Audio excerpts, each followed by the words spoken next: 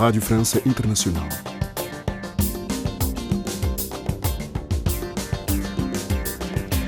Sejam muito bem-vindos à segunda parte da nossa emissão. Hoje é segunda-feira, dia do nosso Magazine de Desporto, da autoria de Marco Martins. Mas já de imediato fique com o convidado de Cristiana Soares sobre as eleições legislativas francesas. Convidado. A segunda volta das eleições legislativas francesas, realizada ontem, vieram mudar por completo a fisionomia do segundo mandato de Emmanuel Macron. O presidente francês não conseguiu obter a maioria absoluta na Assembleia Nacional. A Esquerda Unida, NUPES, passou a ser a primeira força de oposição parlamentar e a União Nacional de Marine Le Pen obteve um resultado histórico. Os republicanos, a direita tradicional, terminou a noite numa posição que lhe permite contrabalançar a perda presidencial. Nos próximos 5 anos, Emmanuel Macron mergulha numa Assembleia Nacional inédita e turbulenta e vai ser obrigado a negociar para governar. Para analisar os resultados eleitorais das legislativas francesas, tenho comigo em linha o historiador franco-português Vítor Pereira. O grande resultado é a derrota do Emmanuel Macron, derrota relativa, no sentido em que o grupo Ensemble, que é constituído pelo partido Emmanuel Macron, pelo Modem e pelo Horizon, está no primeiro lugar, mas, no entanto, não tem uma maioria absoluta. O Emmanuel Macron pensava que ia ganhar uma maioria absoluta que lhe permite governar e ter o programa que ele quer desenvolver, e não vai poder fazer. E isto é a primeira vez que isso acontece desde 1988, quando foi do François Mitterrand e com Michel Rocard a primeiro-ministro. A outra leitura importante é o facto de quase 90 deputados da Rassemblement National, do partido de extrema-direita, que consegue o seu mais grande resultado com um modo de eleição que é muito pouco favorável. Eles já tinham tido uns 30 deputados em 86, mas com proporcional, e eles conseguiram eleger quase 90 deputados, isto é, conseguiram ter a maioria absoluta em 90, quase 90 circunscrições. E isso é resultado histórico para eles. Em 2 meses, Emmanuel Macron foi eleito presidente da República para o segundo mandato. Todavia, os franceses deram-lhe com uma mão, digamos assim, mas tiraram com a outra.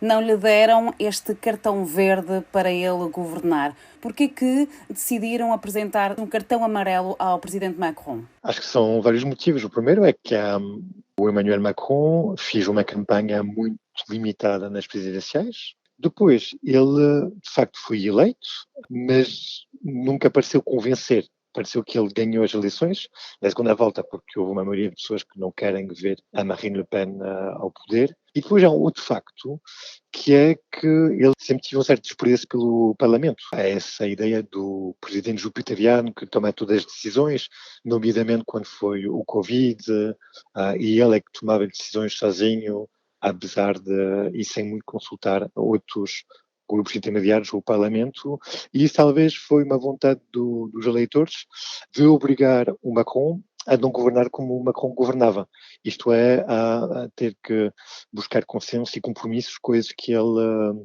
que não é propriamente na sua forma de estar e de governar. Na imprensa de hoje, francesa, pode ler-se ingovernável no Le Parisien, a bufetada, diz o Libération. Emmanuel Macron põe à prova uma França ingovernável, diz também o Le Figaro. A esquerda em força, no L'Humanité, ou voto de sanção no Le Monde. A questão é, Emmanuel Macron tem pela frente, efetivamente, uma França ingovernável? Em França pode parecer de facto ingovernável, que é uma coisa que em vários países, pensamos na Alemanha, onde a direita governa com a esquerda. A França, com a Quinta República, tem muito essa ideia da concentração do poder e que toda a gente tem que ser da mesma cor, pelo menos na Assembleia e no Élysée. Parece que a França pode de facto ser ingovernável porque a França não é um país, ou pelo menos com a Quinta República, não é um país de consensos, diálogo e de negociações.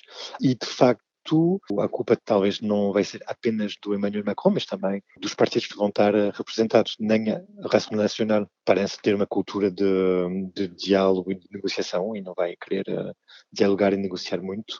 Talvez também parte da esquerda, e nomeadamente a LFI, não vai estar numa vontade de negociar e dialogar. Então, talvez vai ser de facto muito difícil governar, ou pelo menos o Macron não vai poder governar como ele governava nos últimos 5 anos. Nesse sentido, também a própria Primeira-Ministra, Elisabeth Borne, ontem, em reação aos resultados, falou numa situação inédita e acrescentou exatamente a necessidade de construir uma maioria de ação. E a questão é sempre a mesma. A maioria de ação é igual a construir compromissos. Compromissos com quem? O problema é que muitas pessoas vão compreender que esse governo de ação, essa consciência de ação, vai ser apenas a seguir o que a En Marche pretende. Isto é, eles, En Marche, no poder, mostrou-se muito pouco aberta a negociações ou a buscar consenso, e eles tinham a maioria e consideravam que muitos deputados da oposição queixavam-se que eles faziam propostas, modificações às leis e que as suas propostas quase nunca eram seguidas pelo governo. E de facto vai ser muito complicado a Elisabeth Borne, se fica no governo, que é uma coisa que não é muito clara e segura agora,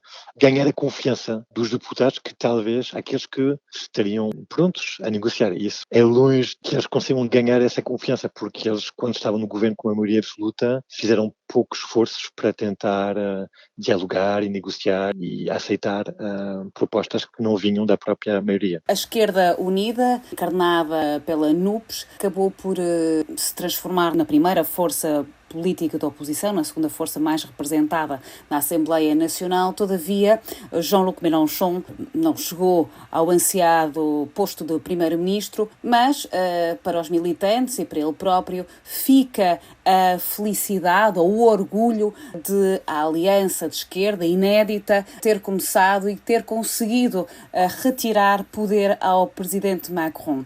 Todavia, esta vitória aclamada de Jean-Luc Mélenchon acaba por ser uma vitória com um sabor amargo.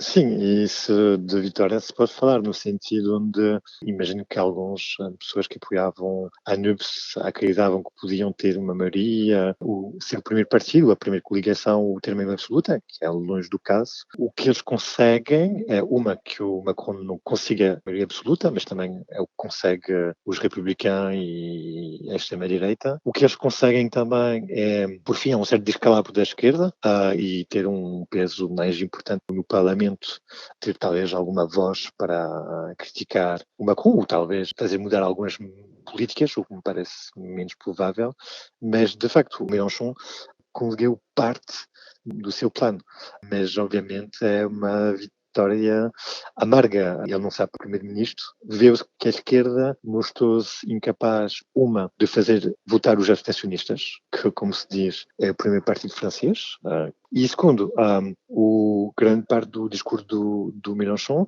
é para fazer votar os fachés para fachos, que é fazer votar as pessoas que não gostam do que se está a passar, mas que não são fascistas.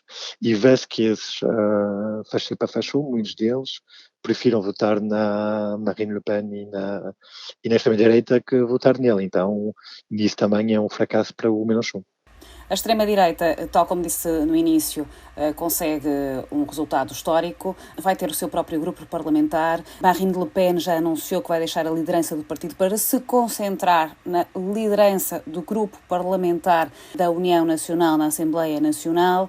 A extrema-direita está completamente normalizada em França. Esta é mais uma prova, sendo que nos próximos 5 anos ainda mais tempo de antena vai ter. Ela está completamente normalizada, banalizada. O próprio partido do Emmanuel Macron ajudou isto e, de facto, a Marine Le Pen, que podia ter sido a grande perdedora desse ciclo eleitoral de presidenciais legislativas, sai, apesar da derrota nas presidenciais, como uma vencedora. Isto é, ela pode pensar que em 2027 o Emmanuel Macron não se poder candidatar, não sabendo muito bem quem será o delfim do Emmanuel Macron, ela tem um caminho muito mais facilitado para talvez ganhar umas eleições presidenciais. Elisabeth Borne, tem ela a sua cabeça a prémio? Não é impossível, mas o facto que o centro político do jogo político está mais à direita, e ela foi apresentada como uma pessoa de esquerda, pode ser discutido, mas como é que LR